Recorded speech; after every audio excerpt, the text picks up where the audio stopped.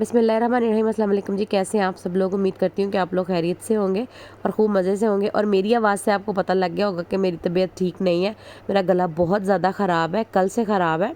तो यहाँ पे मैं कर रही थी टेबल साफ़। ये इस्त्री वाली टेबल है और ये मैंने छोटे बेबी की चीज़ों के लिए ली थी।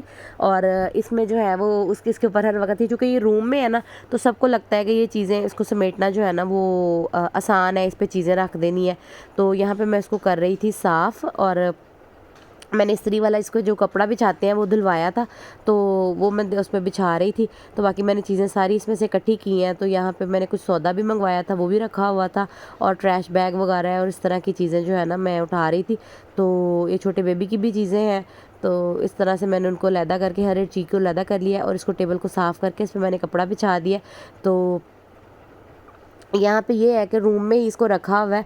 तो अभी मैं मौसम जब चेंज होगा ना, तो मैं इसको यहाँ से ना रूम में से निकाल दूँगी, थोड़ी इसकी सेटिंग चेंज करूँगी। रमज़ान में इंशाल्लाह इस कमरे की सारी सेटिंग चेंज हो जाएगी। और क्या सेटिंग चेंज होगी उसके लिए आपको जो है वो नेक्स्ट व्लॉग्स का इंतज़ार करना पड़ेगा, क्योंकि बहुत ही जो है वो ज़बरदस्त किस्म का काम होने वाला है यहाँ पर।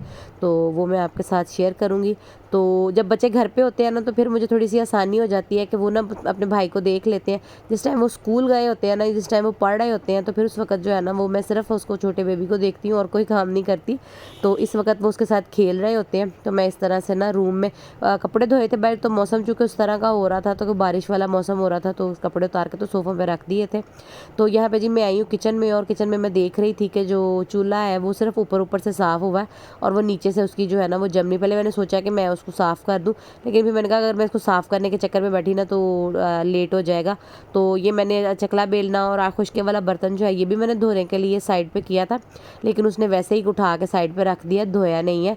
तो असल में मसला ये होता है ना कि इन लोगों ने ना जगह जगह काम पकड़ा होता है, तो फिर इनकी कोशिश होती है कि जल्दी जल्दी निकल जाए या इस तरह से।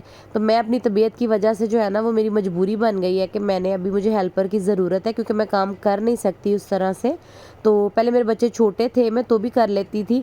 तो अब जो है वो रूटीन और तरह की हो गई है ना कि कोई बच्चे बड़े हैं, वो स्कूल जा रहे हैं, छोटा बिल्कुल ही छोटा है, तो इस तरह से है।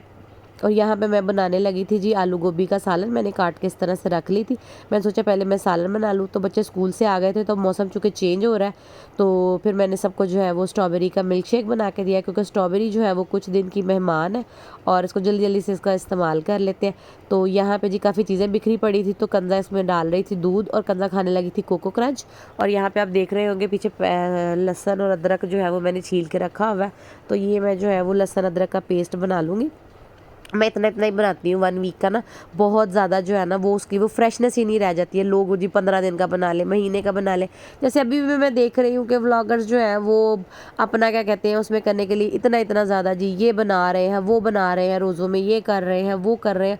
सब लोग करते होंगे, लेकिन मैं उस तरह से नहीं इकट्ठा करती, क्योंकि हम कौन सा जंगल में रह रहे हैं या इस तरह से चीज़ें बनानी है। तो हर किसी का अपना मतलब तरीक़ेकार होता है। लोग खाते होंगे बहुत फ्राई चीज़ें, हम लोग भी खाते थे पहले, लेकिन कुछ अरसे से जो है ना वो हमने उसको जो हेल्दी उस पे कर दिया है, क्योंकि फिर मतलब जो है वो तली चीज़ें खा के और पानी और बिल्कुल ही बंदा नडाल हो जाता है। तो मैं तो बिल्कुल ही इस तरह से नहीं खाती चीज़ें ना।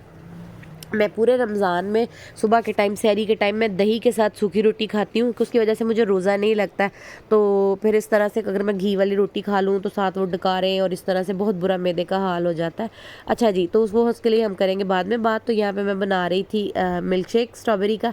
तो मैं ग्लास में ना उसको अच्छा सा प्रेजेंट करना चाह रही थी। तो मैंने कंजा को कहा कंजा वीडियो बनाना, तो वो बिल्कुल भी वो वीडियो भी नहीं सही बनी, और ग्लास जो है वो ठंडा नहीं था ना, तो उसकी वजह से ना वो चिपका वो बना भी नहीं उस तरह से।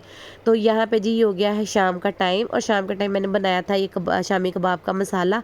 और कंजा कह रही थी कि मैं बनाऊंगी, तो मैंने कहा ठीक है बेटे आप बनाओ। तो ये इसके साथ जो है इसको बना रही थी। तो मैं इस तरह से शामी कबाब बनाती हूँ। तो एक ही उसमें प्लेट में मैं लगा के ऊपर से क्लिंग रैप लगा के फिर मैं दोबारा से उसके ऊपर रख लेती हूँ। इस तरह से शामी कबाब चिपकते भी नहीं है एक दूसरे के साथ, और आपका जो है वो फ्रिज में रश भी नहीं लगता है।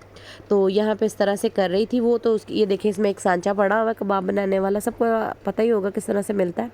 तो उसके साथ बना रही थी। तो सारे इन्होंने ही बनाए थे, मैं फिर उसको मेरी तबीयत ठीक नहीं थी, मैं काफ़ी छींकें मार रही थी, तो मैंने फिर बच्चों को ही बनाने दिया। तो अपने बच्चों को अपने कामों के साथ ना इन्वॉल्व किया करें। मैंने पहले भी ये बात की थी कि बच्चों को अपने साथ इन्वॉल्व किया करें। मतलब माएँ खुद ही खपती रहती हैं, खुद ही खपती रहती हैं, फिर कहती हैं जी बच्चे पूछते नहीं हैं, बच्चों को एहसास नहीं है। जब आप बच्चों को बताएँगे नहीं तो उन्हें कैसे एहसास होगा, वो बच्चे हैं। अब जैसे देखिए आप मतलब कंज़ा यहाँ पे ये बना रही है, मैं उसकी वीडियो बना रही थी और उसको मेरा बेटा बड़ा वाला है, वो अपने भाई छोटे के साथ खेल रहा था। उसको लुक आफ्टर करते हैं। मैं उसके फीडर के लिए भी उनको बोलती हूँ कि जी उसका फीडर बनाओ, उसके लिए जो है वो झूला पकड़ाओ उसका, उसके कपड़े लेके आओ, इस तरह से सब कुछ तो काम करते हैं बच्चे अल्हम्दुलिल्लाह। अगर आप बच्चों को अपने साथ इन्वॉल्व करेंगे तो बच्चे आपकी बात मानेंगे। और बच्चों को अपने साथ रखा करें ताकि बच्चों को पता चले कि आप किस तरह से लाइफ गुजारते हैं। उनके उनके जो फादर के लिए भी माओ को चाहिए कि बच्चों को बताया करें कि आपके पापा जो हैं वो मेहनत करते हैं, मेहनत से पैसे आते हैं। तो जब वो घर आते हैं तो उनका ख्याल किया करें, उनको पानी पूछा करें, उनको चाय पूछा करें। बेशक माँ ने ही करके देना होता है, लेकिन इतना तो आप कर सकते हैं ना कि उनके बैठने से पहले बेड की चादर ठीक कर दें, उनको पिलो दे दें। अगर ब्लैंकेट उनको चाहिए तो ब्लैंकेट दें, या उनका कोई चप्पल वगैरह उनको दें। तो बच्चों को इस तरह की चीज़ें सिखाया करें। अगर हम नहीं सिखाएंगे बच्चों को तो उनको कैसे पता चलेगा।